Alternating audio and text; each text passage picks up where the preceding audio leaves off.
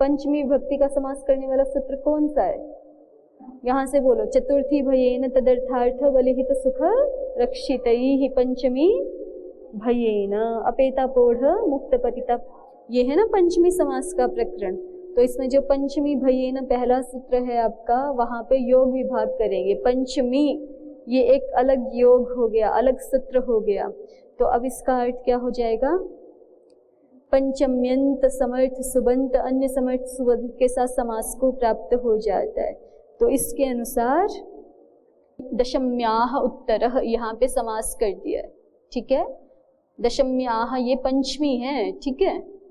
दशमी से उत्तर ये समास पंचमी इस योग विभाग से कर दिया है। उद्योत कह रहे हैं कि भाई सुप सुपा से ही कर लेते, सुप सुपा भी तो सूत्र बना देते हैं ना योग विभाग करके, वहां पे नहीं, काशिका में पढ़ चुके हो। सह सुपा सूत्र है ही ना, और ऊपर से सुप की भी अनुवृत्ति है, सुप प्रतिना मात्रार्थे। तो योग विभाग करके एक सूत्र क्या बना देते हैं? सुप सुपा समर्थ सुबंत अन्य समर्थ सुबंत के साथ समास को प्राप्त हो जाता है। तो पंचमी योग विभाग ना भी करे, सुप सुपा से समास हो जाएगा, ऐसा कह रहे हैं उद्योतकार कि सुप सुपा सूत्र से समास दिखाना युक्त है। आगे प्रदीपकार ततः काल शब्देन बहुव्रीहि दशम्युत्तर कालम। पहले तो पंचमी समास किया, दशमी से उत्तर दशम्युत्तर, अब फिर काल के साथ बहुव्रीहि किया। तो दशम्युत्तरः कालः यस्य तद्दशम्युत्तर कालम नाम, ठीक है। ये नाम का विशेषण नहीं बना रहे, ये तो क्रिया का विदध्यात का विशेषण बना रहे। और क्रिया विशेषण है इसलिए क्रिया विशेषण की नपुंसक लिंगता होती है ना, और कर्मत्व भी होता है। क्रिया विशेषणानाम कर्मत्वम नपुंसकता च। पारिभाषिक में परिभाषा है ना आपकी एक, क्रिया विशेषणानाम कर्मत्वम नपुंसक लिंगता च। तो इसको क्रिया विशेषण बना दिया, इसलिए नपुंसक लिंग और कर्म की भांति रूप दिख रहा है। प्रक्रिया क्या है? दशम्याह उत्तरः दशम्याह उत्तरः दशम्युत्तरः दशम्युत्तरः कालः यस्य तत् दशम्युत्तर कालम, ठीक है। वैसे तो स दशम्युत्तर कालः ऐसे होगा सामान्य रूप से, लेकिन फिर क्रिया विशेषण के रूप में प्रयोग हो रहा है, इसलिए कर्म के समान नपुंसक लिंग वाला होकर के प्रयोग हो रहा है।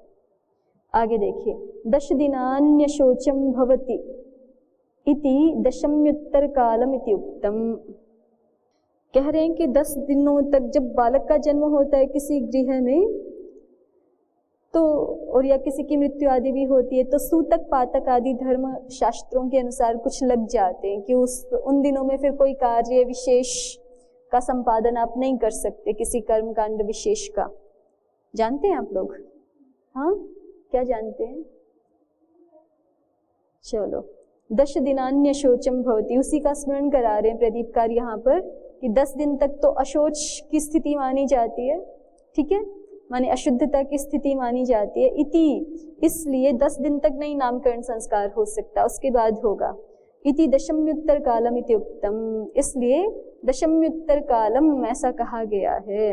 ये भी गृह्यकाराः पठन्ति दशम्याम पुत्रस्येति, और कहीं कहीं पे गृह्य सूत्रकारों का पाठ अलग भी मिलता है। जैसे यहाँ तो दशम्युत्तर कालम स्पष्ट कहा है, कहीं कहीं मिलता है दशम्याम पुत्रस्य जातस्य नाम विदध्यात्, ठीक है।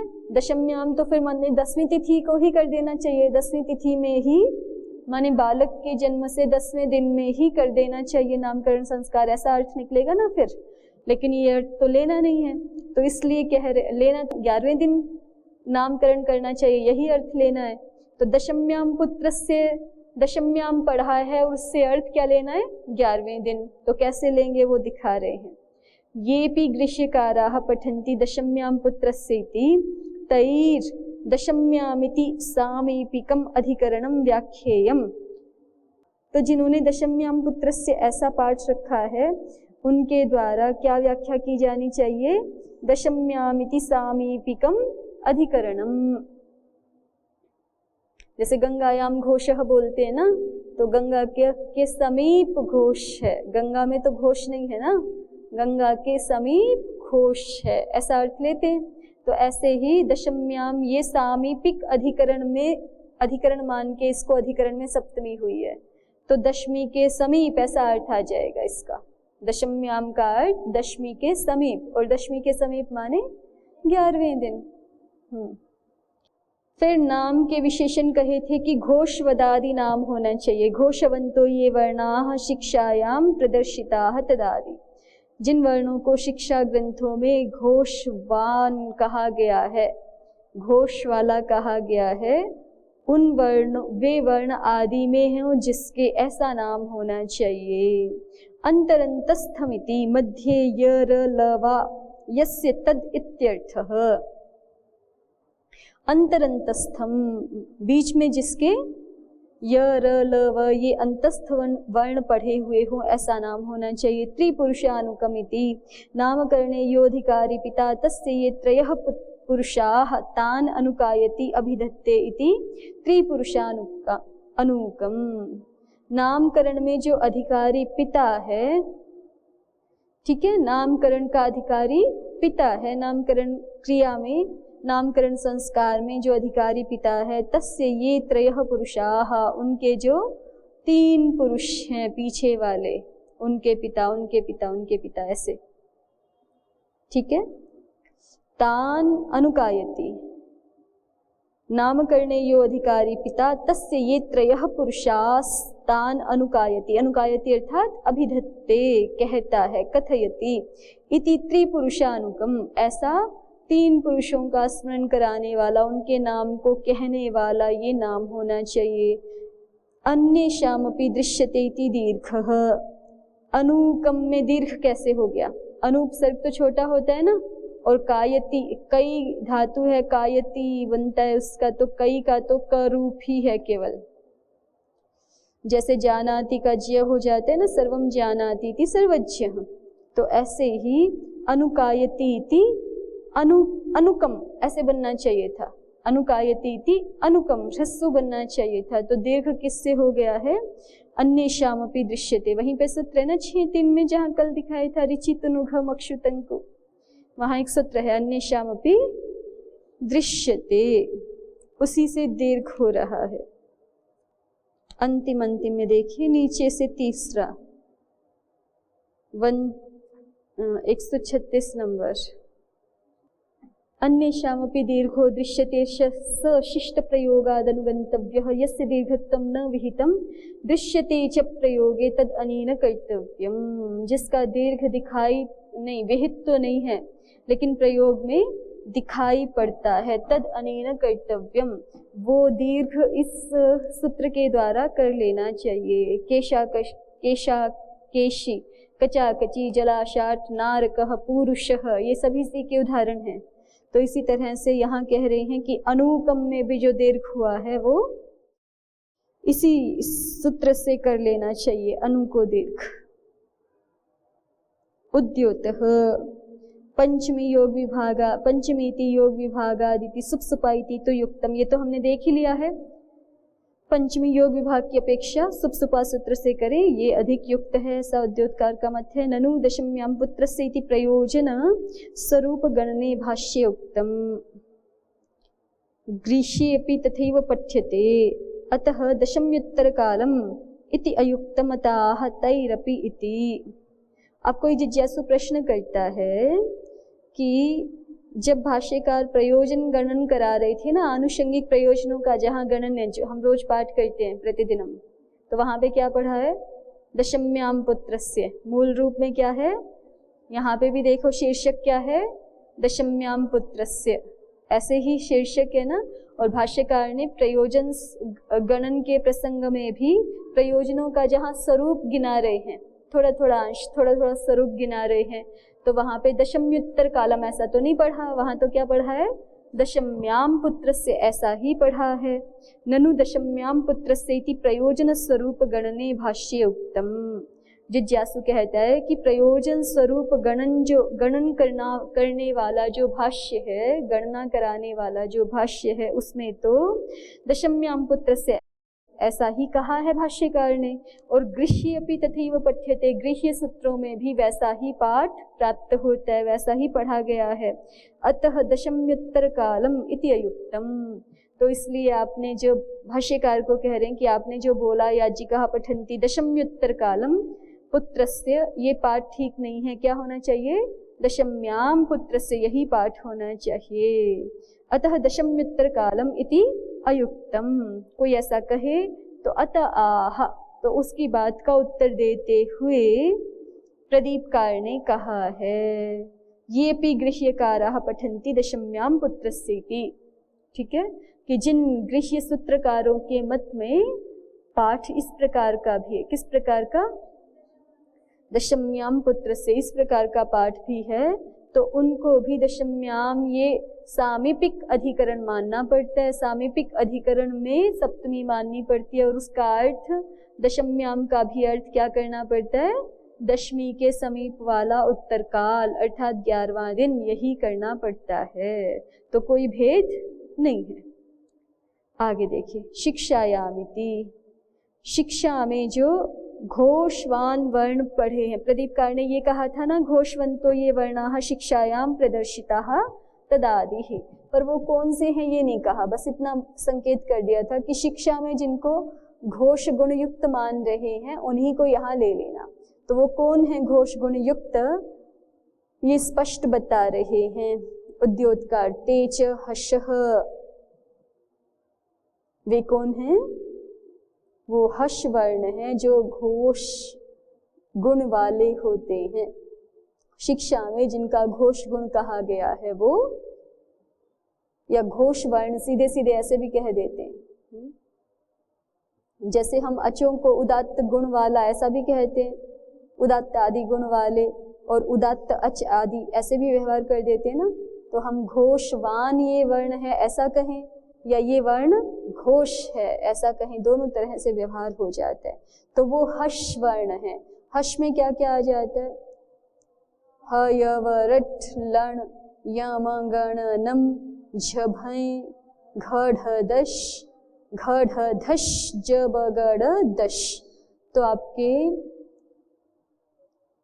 ह य र ल व सारे के सारे तो अंतस्थ आए, है ना, अंतस्थ भी आ गए ना हर्ष में, और बाकी सभी वर्गों के पंचम चतुर्थ और तृतीय वर्ण यही आ रहे हैं ना, पंचम चतुर्थ और तृतीय वर्ण ये हर्ष में आ गए। और हर्ष वर्णों को उद्योतकार क्या बता रहे हैं कि ये शिक्षा के अनुसार घोष गुण वाले हैं। तेज हर्षः अंतरंतस्थाः, अंतरंतस्था यस्य, फिर अग्रिम शब्द था ना भाष्य में अंतरंतस्थम, नाम का विशेषण है ना, नाम कैसा होना चाहिए? घोषवदादि, ये सारे प्रथमांत हैं, ठीक है। नाम विदध्यात् नहीं, द्वितीयांत मानने पड़ेंगे, क्योंकि प्रथम पंक्ति में हमारा नाम विदध्यात्, यहाँ पे नाम द्वितीयांत है ना, और उसी के सारे विशेषण हैं, तो द्वितीयांत मानने पड़ेंगे, लेकिन नपुंसक लिंग वाले हैं, इसलिए घोषवदादि, ठीक है। नपुंसक लिंग में जैसे वारी होता है ना, द्वितीया के एक वचन में भी वारी ऐसा ही रहता है, तो घोषवदादि नपुंसक लिंग शब्द है। घोषवान वर्णः आदौ यस्य तत् घोषवदादि नाम, और फिर उसका द्वितीया में भी क्या बनना है? घोषवदादि नाम, यही बनना है ना एक वचन में, तो द्वितीय एक वचन में घोषवदादि, इतना ही बनेगा। ऐसे ही अग्रिम शब्द है यहाँ पे अंतरंतस्थम, ठीक है। फलम फले फलानी, फलम फले फलानी जैसे होते हैं ना द्वितीय के एक वचन में भी फलम, वैसे ही अंतरंतस्थम। अब अंतरंतस्थम का समास करके दिखा रहे हैं उद्योतकार।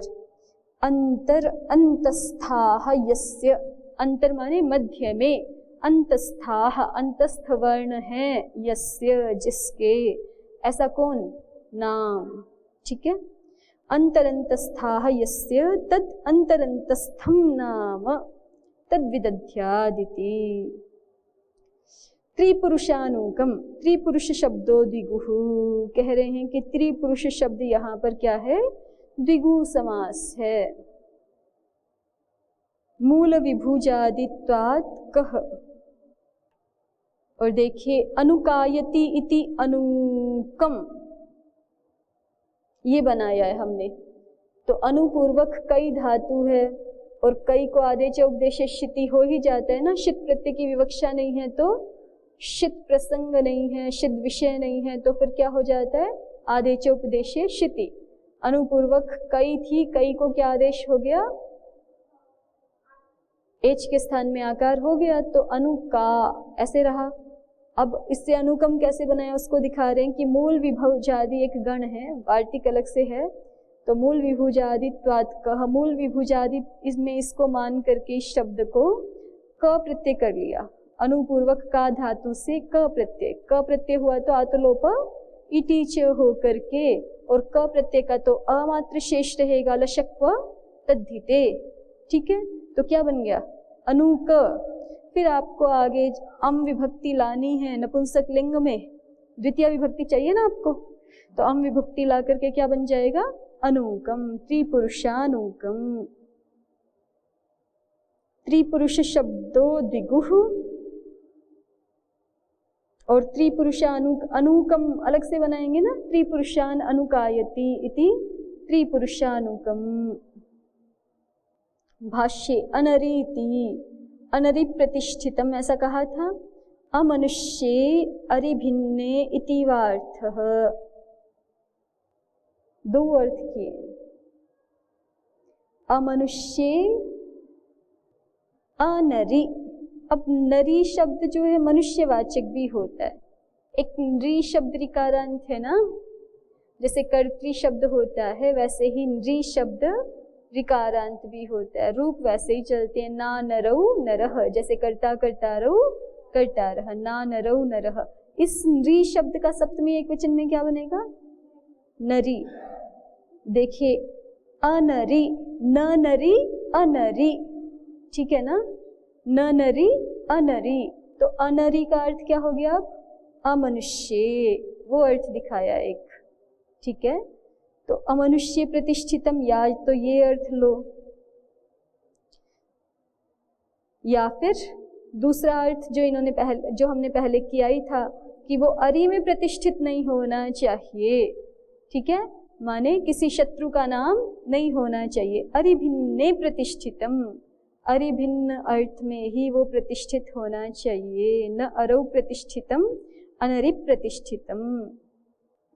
चलिए आगे बढ़ते हैं। इसका हो गया दशम्याम पुत्रस्य, याजिकाः पठन्ति दशम्युत्तर कालम पुत्रस्य जातस्य नाम विदध्यात् घोषवदादि अंतरंतस्थम अवृद्धम त्रिपुरुषानुगम अनरि प्रतिष्ठितम तद्धि प्रतिष्ठिततमं भवति। तद्धि प्रतिष्ठिततमं भवति, द्वयक्षरं चतुरक्षरं वा नाम कृतं कुर्यान्न तद्धितम् इति, न चान्तरेण व्याकरणं कृतस्तद्धिता वा शक्या विज्ञातुम्। आगे देखिए, सुदेवो असि वरुणः, सुदेवो असि वरुण यस्य ते सप्त सिन्धवः अनुक्षरन्ति काकुदं सूर्म्यं शुशिरामिव। सुदेवोऽसि वरुण, सत्यदेवोऽसि यस्य ते सप्त सिन्धवः, सप्त विभक्तयः अनुक्षरन्ति काकुदं, काकुदं तालु, काकुः जिह्वा सा अस्मिन्नुद्यत इति काकुदं, सूर्म्यं शुशिरामिव, तद्यथा शोभनामुर्मिं शुशिरामग्निरन्तः प्रविश्य दहति, एवं ते सप्त सिन्धवः सप्त विभक्तयस्ताल्वनुक्षरन्ति, तेनासि सत्यदेवः सत्यदेवाः स्याम इत्यध्येयं व्याकरणम्। ये भी ऋग्मंत्र है, सुदेवोऽसि वरुण यस्य ते सप्त सिन्धवः। प्रथम पंक्ति में वरुण देवता का नाम आया ही है, इसलिए प्रदीपकार कह रहे हैं, देखिए सुदेवोऽसि इति पे वरुणस्य यम स्तुतिः, ये मंत्र वरुण का स्तुति रूप है, वरुण की स्तुति रूप है।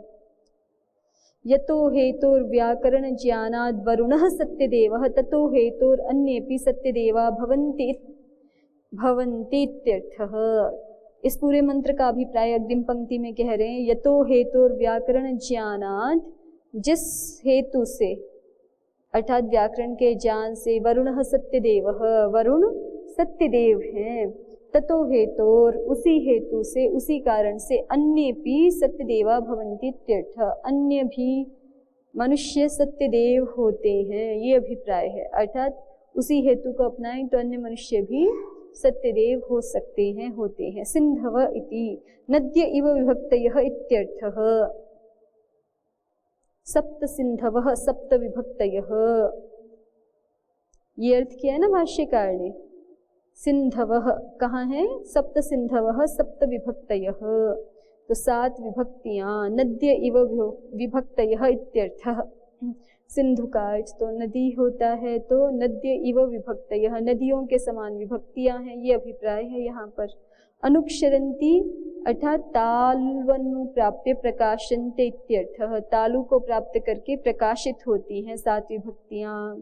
सा अस्मिन् उद्यत इति, सा का सा जिह्वा, काकुः जिह्वा ऐसा अर्थ कर रहे थे ना भाष्यकार। काकुः जिह्वा सा अस्मिन् उद्यत इति, काकु का अर्थ है जिह्वा और वो जिसमें उद्यत होती है।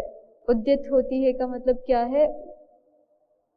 वो जिसमें उद्यत होती है, प्रकाशित हो, उत्क्षिप्यते, गमन करती है, उत्क्षेपण करती है। प्रदीपकार का अर्थ देखिए, उद्यते को ही खोल रहे हैं। अनेकार्थत्वात् धातु नाम उत्क्षिप्यते इत्यर्थः, धातु अनेकार्थक हैं, इसलिए यहाँ पर अनुक्षरन्ति काकुदम, अनुक्षरन्ति को ही कहा है, अनुक्षरन्ति को ही कहा है उद्यते। उद्यते अर्थात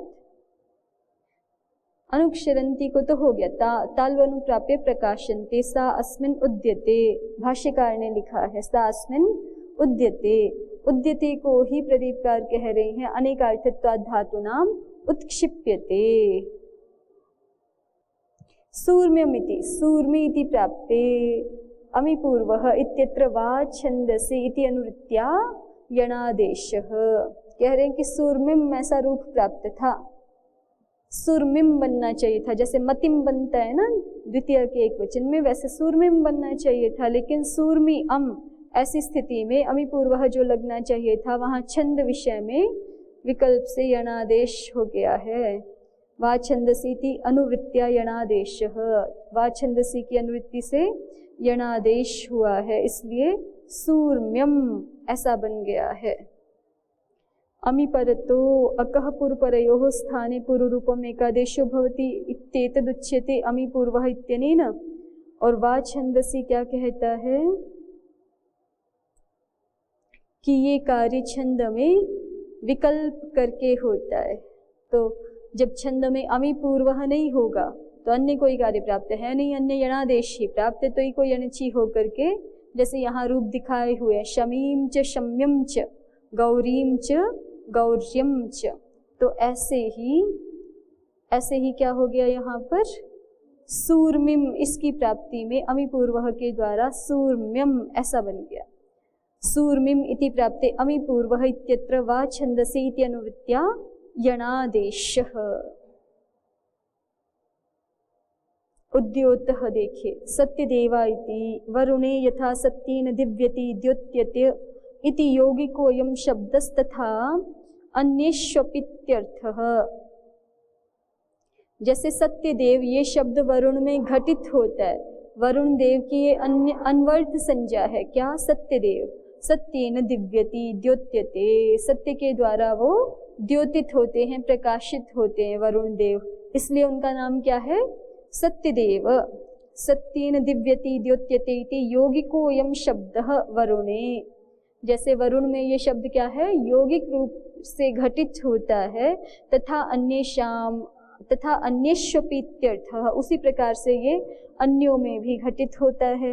यस्येति, यस्यते सप्त सिंधवः, भाष्य में है ना यस्यते सप्त सिंधवः, तो यस्य के लिए कह रहे हैं पंचमी स्थाने षष्ठी, ये पंचमी के अर्थ में षष्ठी कर दी है।